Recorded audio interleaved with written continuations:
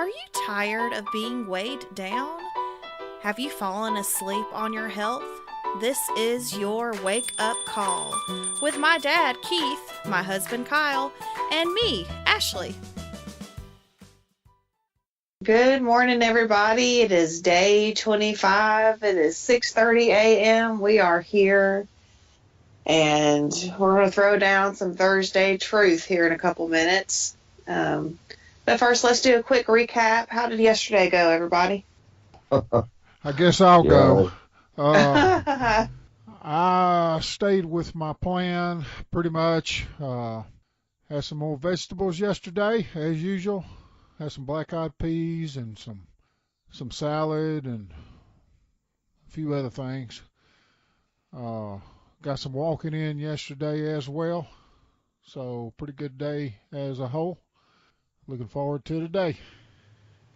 All right. Kyle? Well, yesterday, it went pretty well. I think I've said it before. Higher education. I work in a college. Higher education, they find an excuse to eat all the time, and we just got a new president in our college, so I went over to the welcome reception to meet him and talk to him a little bit, and well, I had a full spread in there, so that was kind of rough yesterday. All this free food sitting out there. So I kind of struggled with that yesterday. Didn't eat anything there, but had my own lunch, thank goodness. Just really well overall. My steps yesterday went up a little bit. So can't complain. Supper last night was good.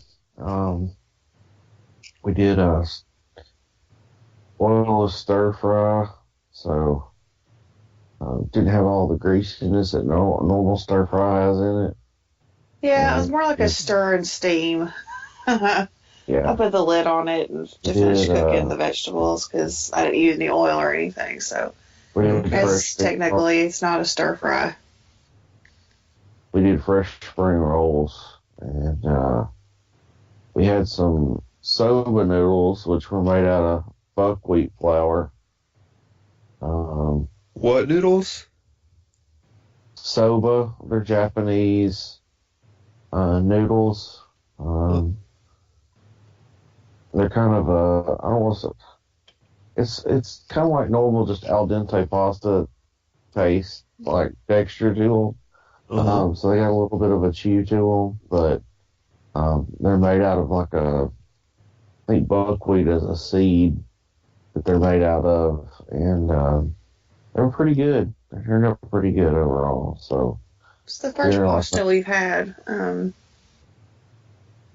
But last night I didn't get home until 6 o'clock, and I really didn't want to wait on rice to cook or potatoes to cook, so that was kind of our quickest option.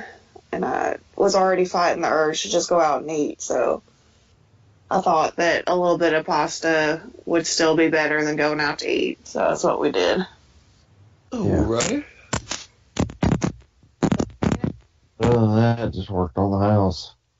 Kyle, going back to what you were saying about going at work and like having things to eat at special events and things like that.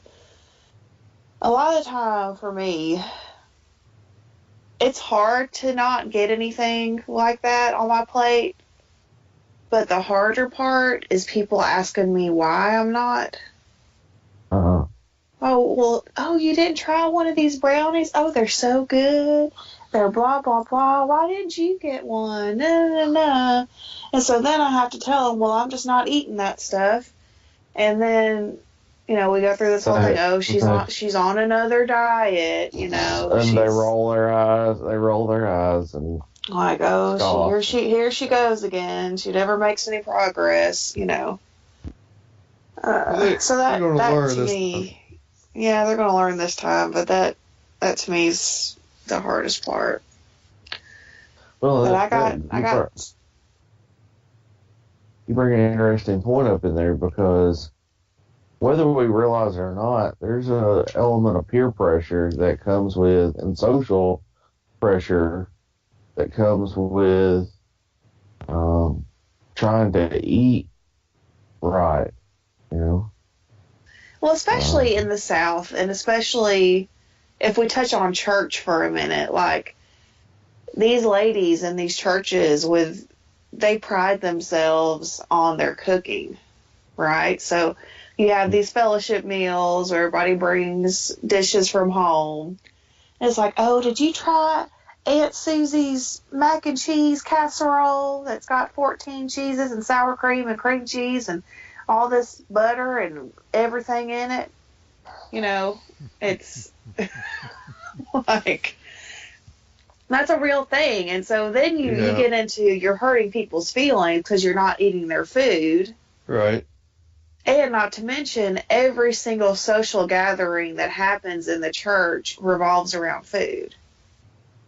Yeah. Whether it's a cookout or a fellowship meal or going out with friends after church or anything, you know, just being social in general has always involved food for us. So that's there's always a food element. And then when you say, no, we're not going to go out and eat tonight, again, you feel like you're hurting people's feelings, or they're going to think, oh, they just don't want to hang out with us. And, you know, it's not that. It's just, it's easier for me to say no and come home and eat because, one, I stay on track, and two, I don't have to answer your questions.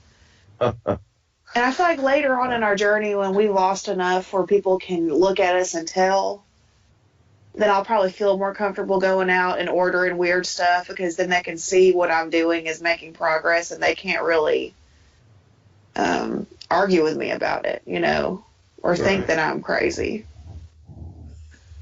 So. I mean, you're a little crazy. I mean, I'm crazy, but, you know. The world doesn't need to know yet. Right. Well, right. And yeah, it's just this social pressure of how ridiculous people think it's so ridiculous. They may not acknowledge that they think it's ridiculous, but I know they think it's ridiculous. I've gotten people's looks when I've told them what I'm doing. Ashley and I both kind of, and you know, so I think other people you can pick up on people's nonverbal cues, and it tells you what they really think about something. And, you know, when you start sharing that kind of stuff, they get kind of awkward, and they get confrontational. One of the two. Every once in a while, you'll come across somebody who really accepts it, embraces it, and goes, oh, okay. And that's that. Usually it's like, oh, I couldn't do that. That's the first thing they say. Oh, I couldn't do that. Well, you know what I couldn't do? I couldn't go under the knife for gastric bypass or a gastric sleeve or, I don't know, like people... If you've ever watched Forks Over Knives, this is something that has always stuck with me. Dr. Esselstyn is sitting there talking. He's a heart surgeon.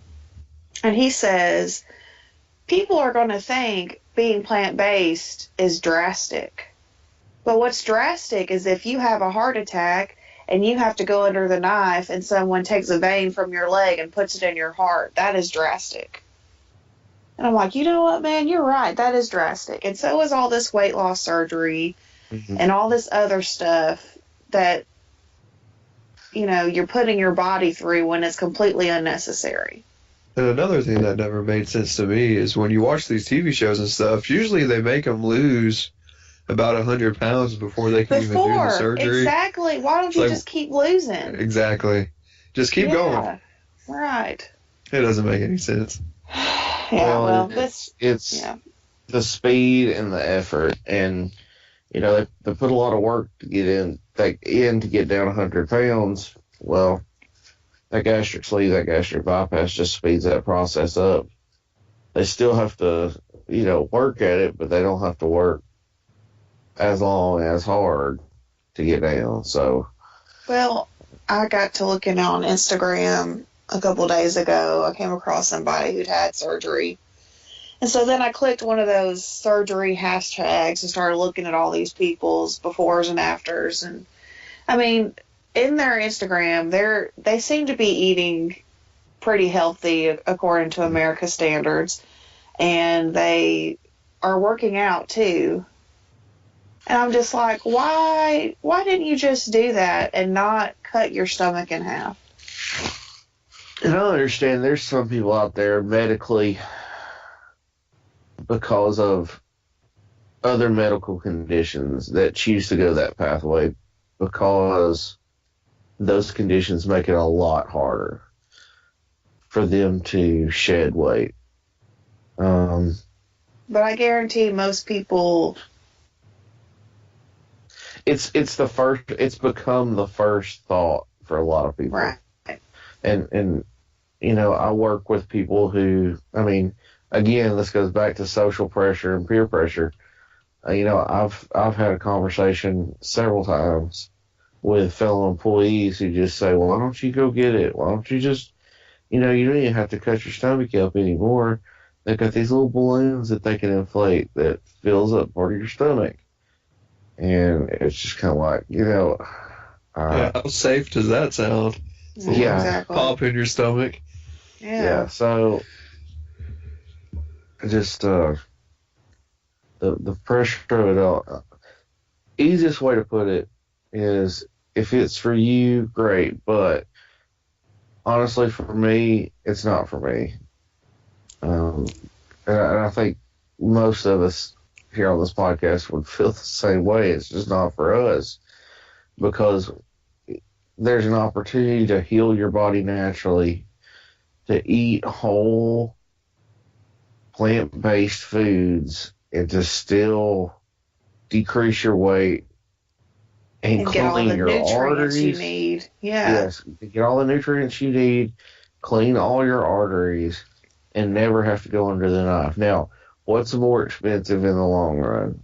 Paying, you know, $10,000-$20,000 for a surgery, or investing in that $20,000 in whole plant-based foods with shown results and coming out the other side without ever having to go under the knife. The statistics on that stuff is crazy. That's a whole nother podcast right there. That's a whole nother day for us to talk about that. Yeah. But it's Thursday Truth, so. Well, there, our Thursday truth took a little bit of a turn, but there you go. That's just what I've been thinking about the past few days. Yeah. And going to the doctor terrifies me anyway, so the thought of going under the knife is terrifying for any reason, but also to have my stomach altered, it freaks me out. And it freaks me out that people think that's their magic, you know, solution, and that's not drastic and weird, because it is. Yeah. You know, we all know people who, I think in this day and age, we know people who've undergone the surgery of some sort. Everyone that out of the people I know, there's a couple who have not returned to their weight. Now, one of those is probably in the last 12 months, 24 months, had this surgery. So statistically, they're still in that time frame where they have it, and then down the road they gain the weight back. I have, you know, people I know who have had the surgery and then gained all the way back. So they went in. It's because they're not changing their life. Yeah. They're just changing their stomach. And, you know, we're not even a month in, but, like, I've realized a long time ago, doing these sort of diets and stuff, like, if it's not something I'm going to stick to, the weight's not going to stay off. It's going to come back, and it's going to come back with a vengeance. You're perfect. Yeah. Yeah. Yeah. Anyway, all right, let's throw down some more Thursday truth. Sorry about that, guys. Who wants to start out? How did our weigh-in go today? Oh. Well, we got a new scale. So for me, weighing on the old scale, I had hit the 380 mark. On the new scale, it said that I weighed more than that. So I think our total loss is still going to be the same. My number's just different. So my starting weight would have been higher as well. But I'm at 387 according to the new scale. I was at 380 on the old scale. So that tells you how off our old scale was. Yeah, I'm really bummed about that. Our other scale was so inconsistent that I really don't know what kind of progress I've made so far, and that makes me sad. But I weighed in at 301.4 this morning, so I'm still in the 300s, and I'm bummed out about that. But well, this new scale, though, I moved it around several times and stepped on it several times yesterday when we got it, and it was the same weight no matter where I put it. So I feel a lot more confident in this one. Yeah. So. Yeah, because even I've used y'all's old scale, and you could set it down 5 different places and get 5 different readings. Right, which is why we've been putting it in the same exact spot, and I felt like it was pretty consistent, but then it was really going crazy. So I don't know if it was weighing us heavier or if I have weight just sticking around the past couple weeks that doesn't want to come off. I don't know, but anyway, 301, here I am still. Not for long. Yeah. You could bust that this weekend. Yeah. Yep. Well, I think what you said is the key. Is you got something that's going to be consistent now. So, Right. whatever it is, from this day forward, you'll know is true. Right. Mm-hmm. Exactly. Anyway, as far as my weight's concerned, this day 25, I started at 280.6. Mm-hmm. And I weighed in at 273.4, so that's 7.2 pounds.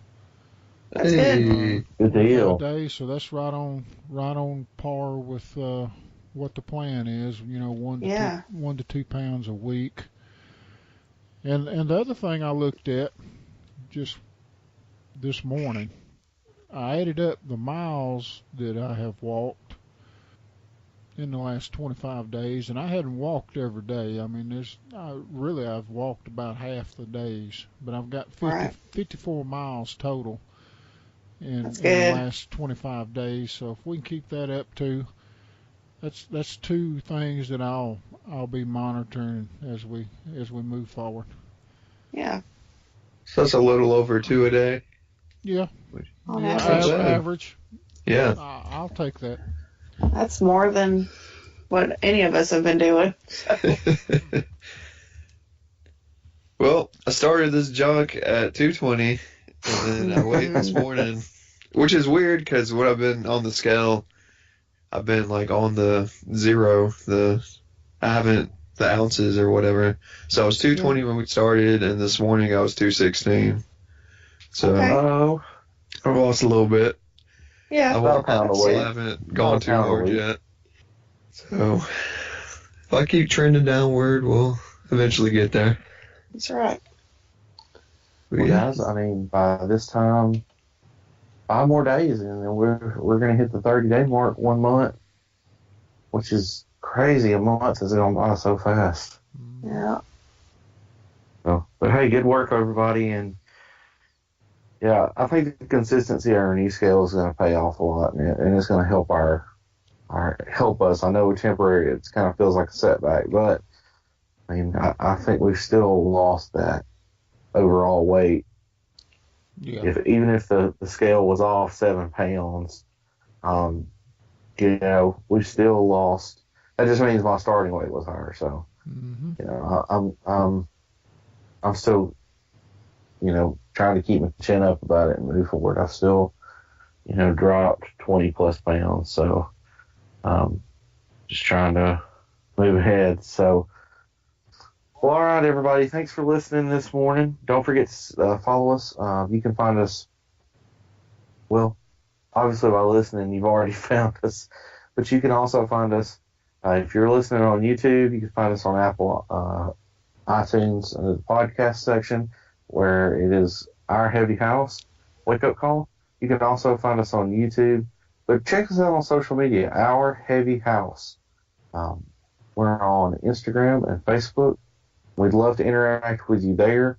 We're trying to put up consistent content where we can show you guys give you guys a little bit of insight behind what we're doing, and just make you part of the community. So if you have any questions, feel free to ask us. I'd love to do a Q&A session where people just ask questions and we take some time to answer those questions. Oh yeah, that'd be a good little morning. Or we could split some questions up and take some questions over, the next right over a week or whatnot. So, but we'd love to hear from you. So don't forget to go over and follow and subscribe to us there. Guys, thanks again, and go out and kill it today, okay? see y'all tomorrow.